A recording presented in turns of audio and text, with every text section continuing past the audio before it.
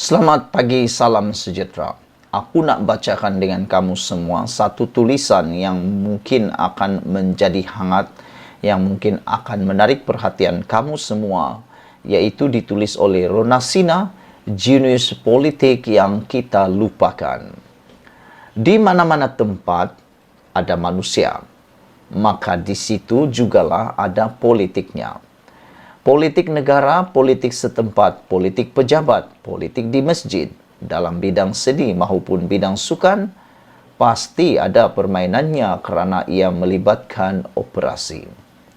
Untuk berfungsi, penggeraknya mesti mempunyai jawatan. Jawatan bermaksud seseorang yang diberi kuasa penentu. Untuk duduk di jawatan yang menjanjikan kuasa inilah akan ada dramanya. Disitulah manusia mengatur perancangan-rancangan politik dalam usaha mencari pengaruh dan melebar kuasa. Berpolitik mesti bijak, tetapi bijak bagaimana seorang pemimpin bermain politik yang kita banggakan. Ikon politik, seperti siapa yang wajar kita angkat. Sewaktu beberapa teman heboh bercerita dan mengulas perlawanan bola sepak piala kegemaran mereka dengan aksi-aksi serta jaringan menarik, saya menyampuk bertanya siapa yang lorongkan bola kepada penjaring gol tersebut sehingga pasukan itu beroleh kemenangan. Ternyata beberapa daripada mereka gagal menjawab, melainkan yang betul-betul ikutinya sebagai pemerhati tegar. Memang, dalam banyak hal, kita selalu lupa siapa di belakang yang mendorong kejayaan lantaran terlalu memuja si pelaksana. Kita hanya nampak yang di depan sahaja. Siapa si pintar sebenarnya yang mencorak segala gerakan sehingga pasukan itu menang tidak kita fikirkan. Tanpa si jenius ini, belum tentu sang pelaksana mampu menyudahkan misi. Kita terlepas pandang dengan si pintar itu yang sepatutnya kita angkat sebagai wira. Itulah sikap kita. Untuk kita renungkan hal ini, ayuh kita kembali kepada sejarah kepahlawanan bangsa kita. Hang Tuah bagi orang kita merupakan seorang tokoh adiwira ulung. Kita kagum dan bangga dengan pakej yang dimiliki Tun ataupun dimiliki Tuah. Walaupun kita langsung tidak ada kepandaian sepertinya. Ketangkasan dan keberaniannya, kesetiaan dan kebijaksanaan yang ada pada Hang Tuah, sehingga masyhur di seluruh Nusantara cukup kita agung-agungkan. Cekap bertikam, pandai memikat, fasih berbagai bahasa yang mana kita sendiri tidak berminat mencontohinya.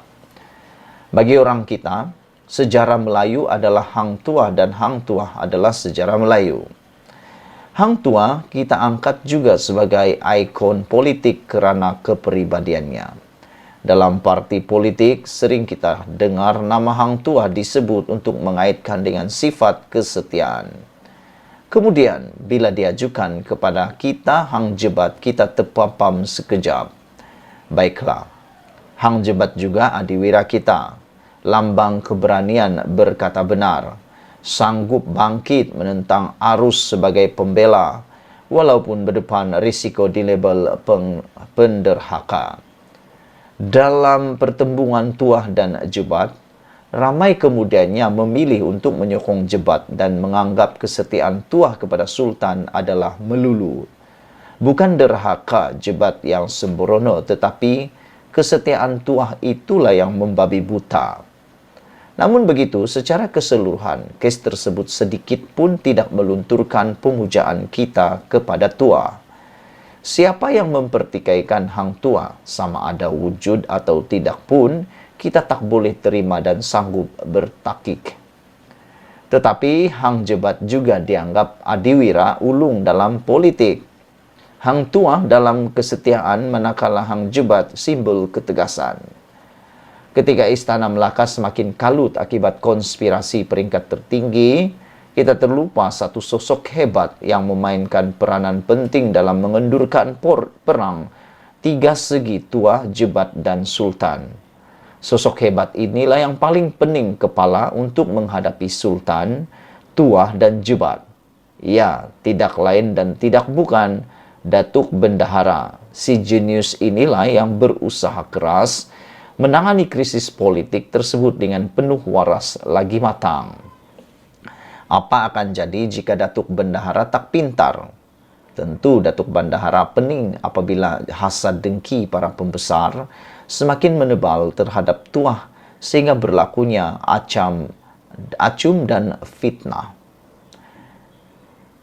Jika Datuk Bendahara berperangai seperti Hang Tuah, sudah tentu apabila Sultan memerintahkan beliau menghukum Hang Tuah, sekejap saja perintah tersebut siap dilaksanakan. Jika Datuk Bendahara berperangai seperti Hang Jebat, bayangkan apa tindakan beliau terhadap Jebat ketika Jebat mengamuk mencabut takhta Sultan sehingga memaksa Sultan bersembunyi di rumah Datuk Bendahara.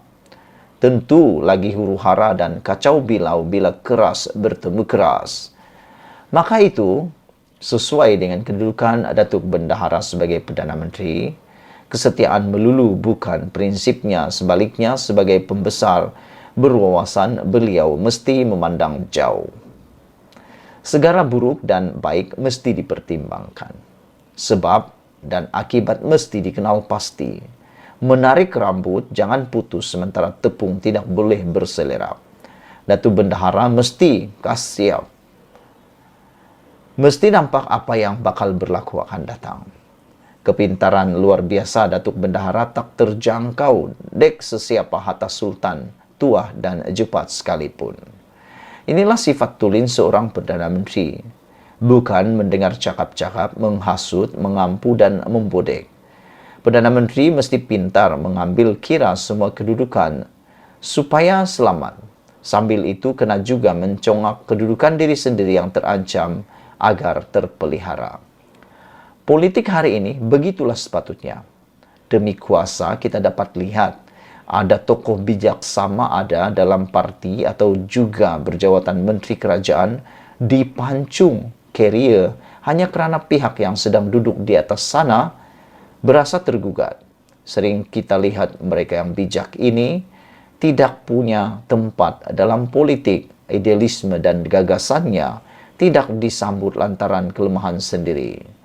Hanya punya geliga tetapi tidak pandai bersilat politik. Idea serta wawasan mereka menakutkan beberapa pihak. Maka seperti Hang Nadim, si bijak ini mesti ditendang, akibatnya kita semua rugi.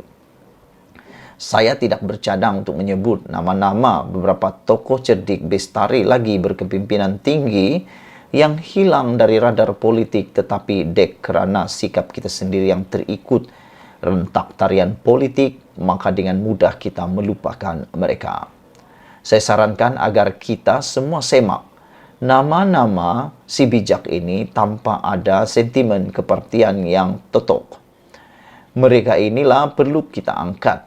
Jangan kita pinggirkan seperti kita menenggelamkan kehebatan Datuk Bendahara ketika menimang Tuah dan Jebat. Betullah, hebat betul Tun Perak, ujar kawan saya. Tun Perak, biar betul. Bukan Tun Perak lah, lain jawab seorang yang lain lagi. Kejap, aku google. Tak ada pun disebut nama Tun Perak sebagai bendahara dalam peristiwa itu. Kita tak tahu, tak pasti dan tak pernah ambil berat. Dari dahulu, hari ini dan mungkin sampai bila-bila, kita malas untuk merenung dan berfikir dari segenap sudut. Bukan dalam hal bendahara ini sahaja, tetapi dalam banyak perkara dan aspek. Kita hanya nampak yang menonjol sahaja, tetapi tidak nampak siapa yang benar-benar melaksanakan peranannya. Begitulah kita. Artikel ini adalah pandangan penulis peribadi, tidak semestinya mewakili FMT, ditulis oleh Rona Sina. Kita jumpa lagi, share video ini supaya semua orang tahu jenius politik yang kita lupakan. Bye-bye.